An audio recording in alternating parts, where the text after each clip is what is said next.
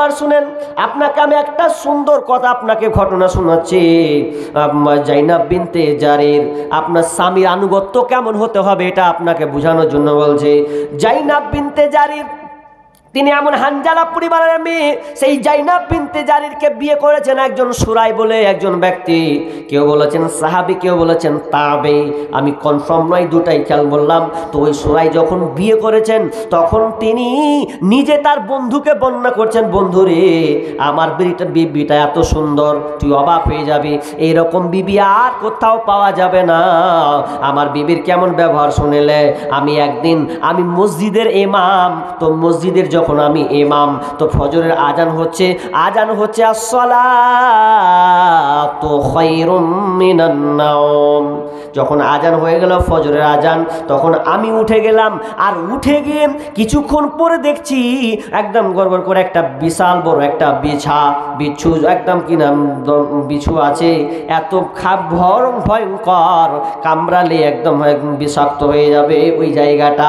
তো আমি কি করলাম, আমি আজান হয়ে গেল, আমি মানলাম না, আমি ওই বিছুটাকে কোনো একটা গামলা বা কোনো পাত্র দিয়ে আমি ঢেকে দিলাম।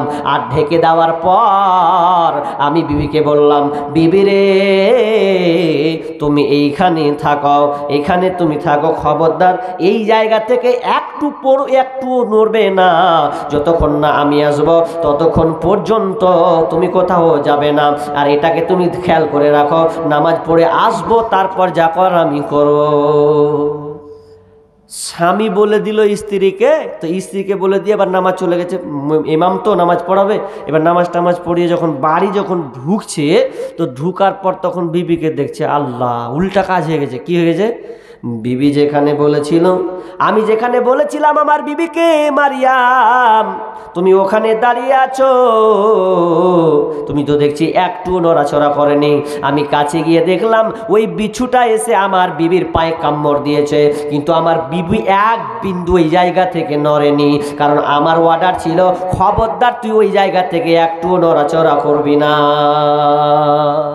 নড়াচড়া একটুও করবি না। তো আমার বিবি দেখছি একটুও নড়েনি, ওইখানে দাঁড়িয়ে আছে, আর দংশন করে দিয়েছে, কামড়ে দিয়েছে। আর যেমন কামড়ে দিয়েছে দেখছি তো জায়গাটা বিশাল ক্ষত, একদম লাল ফুলে গেছে। তো আমি কি করলাম, 3 কুল দিলাম, 3 কুল সূরা নাস ফালাক ক্লাস পড়লাম, সূরা ফাতিহা সহ পড়লাম, তো পড়ে ফুঁক দিলাম, তো আস্তে আস্তে শিথিল হয়ে গেল, আরাম হয়ে গেল। তো তার মানে তার বন্ধুকে বলছে যে আমি এরকম বিবি পেয়েছি রে, বিবি পেয়েছি একখানটা। তো বলেন তো, আনুগত্য হচ্ছে, স্বামী বলছে সরবি না তো সরেই না। আর আজকে আমাদের যদি মা বোনকে যদি ফোন করা হয়, খবরদার বাপের বাড়ি যাবে না, বলছে তোমার কথা শুনবো, খালি যাবো না, দেখবেন ও মেরে দিয়েছে বাপের বাড়ি। এমনই অনেকে আছে যে বাপের বাড়ি যা কইছে, চলে এসেছি জি, তো চলে এসছি, তো আর কি করবো তোকে, আগেই তো তুই চলে গেছিস, কিছু করার আছে? অনেকে আছে বিবি স্বামীকে পারমিশন লাই না, বিদেশে আছে, এরপরেও মরা বাড়ি, হ্যান বাড়ি, বিয়ে বাড়ি, ত্যান বাড়ি। স্বামী যদি নিষেধ করে, এটা হচ্ছে আনুগত্য করা, যে আপনাকে মানতেই হবে, কিন্তু আমরা মানছি না। 3 নাম্বার বিষ্ণু বলছেন, স্বামী যেটা অপছন্দ করে স্ত্রী ওটা অপছন্দ করে, স্বামী যেটা পছন্দ করে বিবিও ওটা পছন্দ করে। যদি এই 3 কোয়ালিটি গুণ থেকে যায়, তাহলে জানতে হবে যে এটা হচ্ছে ভালো স্ত্রী, ভালো মেয়ে। আমি আবার শেষের দিকে চলে এসেছি, তবে শেষের কথাটা একটু বলি এই কারণে যে আপনারাও হচ্ছেন বাড়ির নেতা, আপনারা হচ্ছেন দায়িত্বশীল। তো আপনাদেরকেও আমি বলবো যে আপনারাও বিবিদেরকে একটু ভালোবাসতে শিখুন, বিবিদেরকে একটু মহাব্বত করতে শিখুন। আর টাইম পাস করছেন খালি বাইরে চায়ের দোকানে, ওই ভেদার না করে একটু বিবির কাছে আসুন, ঘরে এসে বসুন, কিছু খাবার নিয়ে এসে বিবির সঙ্গে টাইম পাস করুন, মজার কথা বলুন, তাহলে দেখবেন সংসারটা সুখী হবে। খালি বাড়ি ঢুকেই খালি ঝামেলা, এই নেই সেই নেই, এরকম করছেন, না হলে তো শান্তি হবে না। পুরুষের একটা খাসলত খারাপ আছে, পর বেটি যখন পায় তখন দেখবেন হারে ওর কথা কোন যে খুঁজে পায় আল্লাহ জানে, তখন চলেই যায়, কথা চলেই যায়, এরকম সমাজে হয়। কিন্তু নিজ স্ত্রীর সঙ্গে যে মধুর কথা বলতে হবে, এই জিনিসটা আমাদের মধ্যে নেই। তো এটা করলে হবে না, বিবির সঙ্গে ভালো করুন। বিবি অসুস্থ আছে, বিবির জন্য আপনি সাহায্য নেন, রুটি পাকাতে পারে না, রুটি পাকাতে থাকুন। মা আয়েশা একদিন তিনি রুটি পাকাচ্ছেন, আল্লাহ রাসূল বলছেন আয়েশা দাও আমিও একটু আপনার সহযোগিতা নিই। মা আয়েশা বলছেন না গো স্বামী না, আপনি যান, আপনাকে আসতে হবে না, আমি ঠিক আছে। তো বলছে আমি তোমার সঙ্গে কাজ করব। আল্লাহ রাসূল বিবিদেরকে এত মহাব্বত করতেন, এত ভালোবাসতেন, রান্না করার সময় সহযোগিতা করতেন। শুধু তাই নয়, একসাথে খেতে বসতেন, মুখের লোকমাটা পর্যন্ত তুলে দিতেন। আমরা কয়দিন এই কাজটা করি না, বরঞ্চ আপনি খেয়ে নেন, খেয়ে নেওয়ার পরে আপনার বিবি খায় না, আপনি আপনার বিবিকে নিয়ে একসাথে বসে একটা থালা নেন, ওই থালাতে একসঙ্গে খান, দেখবেন মহব্বত ভালোবাসাটা বাড়বে। মা আয়েশা বিবি বলে যে পানি পিতাম, ফিরে সেই পানি আমি নবীকে পিতাম যেখানে আমি মুখ লাগাইয়া, নবীজি পিতেন সেইখানে মুখ দিয়া।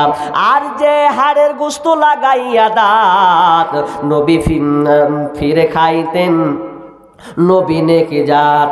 আর যে হাড়ের গোশত লাগাইয়া দাঁত, আমি ফিরে খাইতেন নবী নেকে জাত।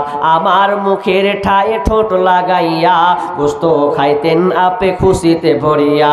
নিহাত থাকিতাম আমি হায়েজের হালে, এই রকম করিতেন নবী নেকে নামে। কবু ঘৃণা করে নাই নবীজি আমার, কত ভালোবাসিতেন বিবি দিগে তার।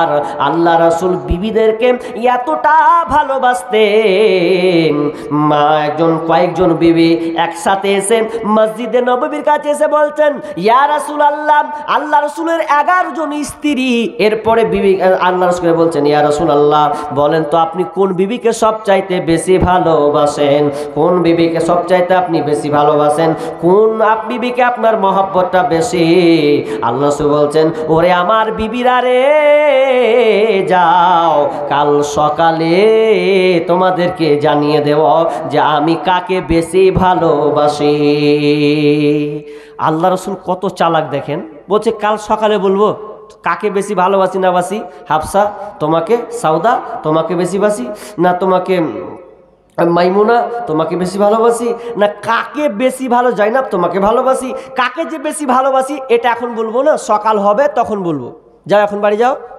সবাই আপনার বাড়ি চলে গেছে। তো বাড়ি যখন চলে গেছে, আল্লাহ রাসূল কত চালাক জানেন, বিবিদেরকে এত মহাব্বত করতেন, 11 জন স্ত্রীকে এত সুন্দরভাবে রেখেছেন। আমরা একটাই চালাতে গিয়ে হুসমিস খেয়েলি, কোন দিকে কুকারিসমা কোন দিকে। তো 11, তিনি একজন নেতা হওয়ার পরেও তিনি দেশ চালাচ্ছেন, বিবিদেরকে কন্ট্রোল করছেন। তো আমরা পারছি না। জন্য একদিন সকাল হয়ে গেছে, তো এবার বলছে বলেন আপনি বলেছেন সকালে বলবো। এবার আল্লাহ রাসূল কত চালাক দেখেন। আল্লাহ রাসূল এবার যখন রাত হয়েছে, প্রত্যেকটা বিবির ঘরে চলে গেছেন, দিয়ে বলছেন বিবিরে খেজুর নাও, আয়েশা নাও খেজুর নাও, সাউদা হাফসা নাও খেজুর নাও। প্রত্যেকটা বিবির ঘরে গিয়ে একটা একটা করে খেজুর দিয়েছে। দিয়ে সকালে যখন বিবি সবাই চলে এসেছে, বলেন আজকে আপনাকে বলতে হবে কাকে আপনি বেশি ভালোবাসেন। তখন আল্লাহ রাসূল সুন্দর একটা উত্তর দিয়েছেন যে যার কাছে খেজুর আছে তাকে আমি বেশি ভালোবাসি। যার কাছে খেজুর আছে তাকে আমি বেশি ভালোবাসি। আর 11 জন ধরেন খেজুর যখন পেয়েছে, বলছে তাহলে আমাকে ভালোবাসে, মনে করছে আমাকে ভালোবাসে।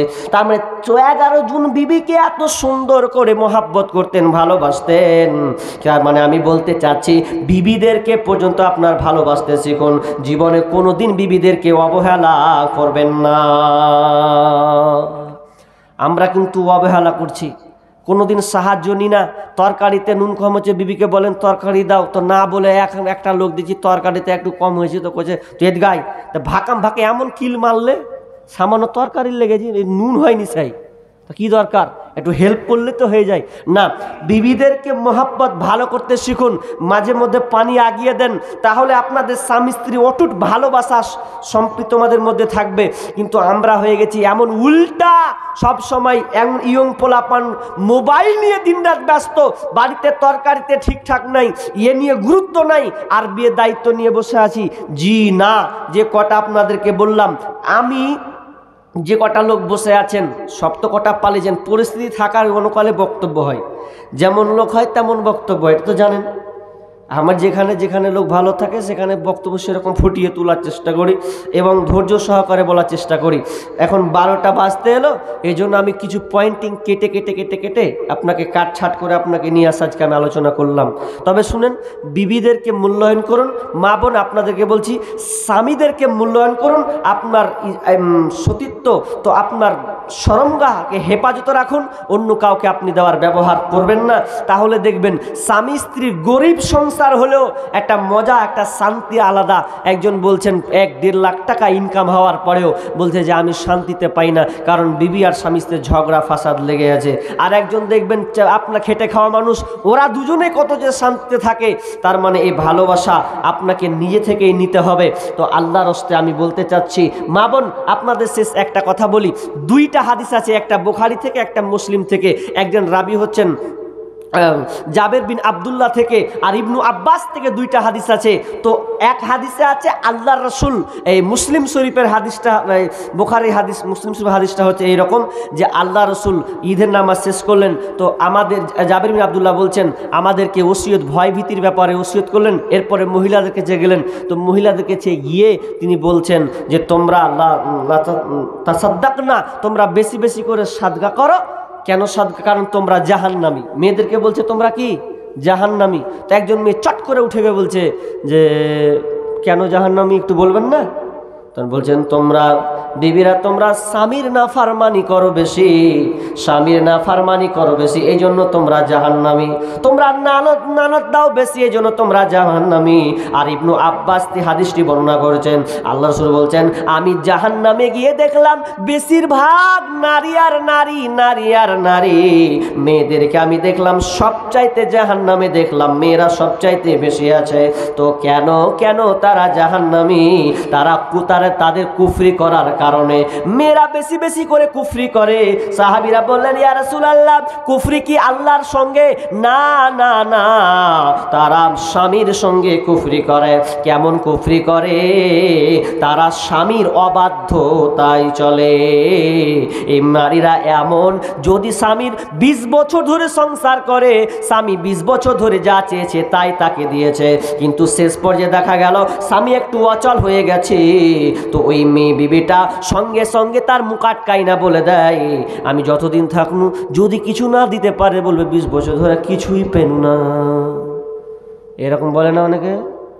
আপনি কত কষ্ট করে একটা বিবিকে কত সুন্দর করে দিয়েছেন, কত মেহনত করে খেটে খাম নিয়ে আসছেন, যে একদিন যদি না দিতে পারেন 20 বছর পর, 30 বছর পর আপনার দাড়ি যদি পেকেও যায় তাও কবে তোমার কাছে থাইকা আমি কিছু পেনু না। এরকম। তো এই কথাটা লেগে আল্লাহ বলছেন এই কারণে মেয়েরা হচ্ছে জাহান্নাম সবচাইতে বেশি। কিন্তু না, চলবে না। যেটুকু আছেন সন্তুষ্ট হন, সবর করুন, ধৈর্য রাখুন। মা বোন তাহলে আপনাদেরকে স্বামীর খিদমত বেশি বেশি করে করতে হবে। আর আপনাদেরকেও আমি বলবো, যদি আপনি সুখের সংসার পেতে চান তাহলে যেগুলো নির্দেশনা আল্লাহ রাসূল দিয়েছেন ওগুলোকে আপনারা ফলো করুন। স্বামীকে মহব্বত করতে শিখুন, ভালো উপদেশ দেন, কথা কাটাকাটি বন্ধ করুন। খবরদার মেয়ের বাপের নাম তুলে কোনোদিন কথা বলবেন না, তো অশান্তি ভুগবেন। সব যখন উঠছেন ভাই, তা একটা কথা বলি,